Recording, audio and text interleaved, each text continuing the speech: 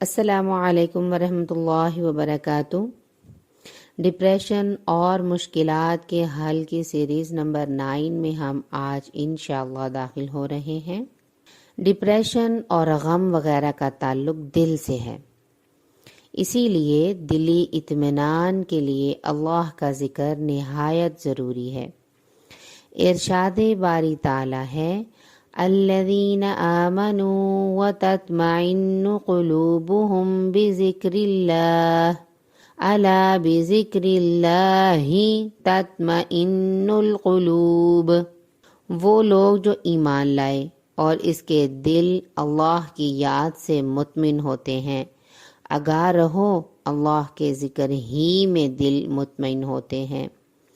سورہ رات کی آیت نمبر 28 ہے یہ، جس سے ہمیں پتہ چلتا ہے کہ ہماری ڈپریشن میں، ہمارے غم میں، جس کا تعلق دل کے ساتھ ہوتا ہے، اس میں اس آیت کو پڑھنے کے ساتھ ہمارے دل کو کتنا سکون، چین، اطمینان محسوس ہوگا۔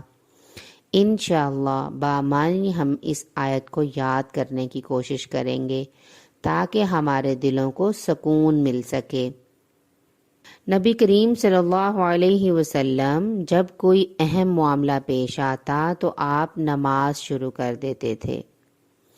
سنن ابو داؤد کی حدیث نمبر 1319 ہے کہ لہٰذا مشکل حالات سے نکلنے کے لیے نماز سے مدد بھی لینی چاہیے، جیسا کہ اللہ کا فرمان ہے، یا ایہا الذین آمنوا استعینوا بالصبر والصلاۃ ان اللہ مع الصابرین۔ سورہ بقرہ کی آیت نمبر 153 ہے یہ۔ اے اہل ایمان، صبر اور نماز کے ذریعے سے مدد طلب کرو، بے شک اللہ صبر کرنے والوں کے ساتھ ہے۔ اس آیت سے واضح ہے کہ تمام مشکلات میں دعاؤں کے ساتھ ساتھ صبر سے بھی کام لینا چاہیے۔ ایک صابر انسان اور شاکر انسان اللہ کا دوست ہے، جو صبر کرتا ہے اور اپنی زبان سے اللہ کا شکر کرتا ہے۔